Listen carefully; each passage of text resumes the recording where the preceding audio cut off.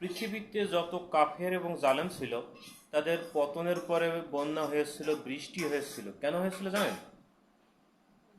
শুধুমাত্র তাদের যে পাপ, তাদের যে জুলুম, তাদের যে অন্যায় থেকে সব কিছু সমাজ বা রাষ্ট্রে ধুয়ে মুছে ফেলার জন্য হয়েছিল। বর্তমানে আওয়ামী লীগের পতনের পরে বন্যা হবে না, বৃষ্টি হবে না, ভাবলেন কী করে?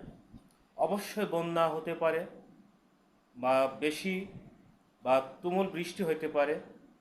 কেন হইতে পারে? তাদের সকল প্রকার জুলুম অত্যাচার থেকে সমাজকে ধুয়ে মুছে নিখুঁত করে দেওয়ার জন্য বৃষ্টি বন্যা হইতেই পারে। এর জন্য আল্লাহর কাছে শুকরিয়া আদায় করা ছাড়া কিছুই থাকে না প্রতিটি ইমানদারকে। আমাদের ধৈর্য ধরে কিছু অপেক্ষা করুন।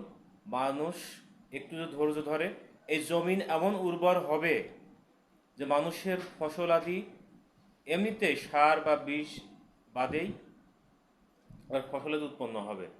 জমির মাটি উর্বর হবে এবং বাংলাদেশে কোনো অভাব থাকবে না, দেখবেন ইনশাল্লাহ সামনের দিনগুলোতে।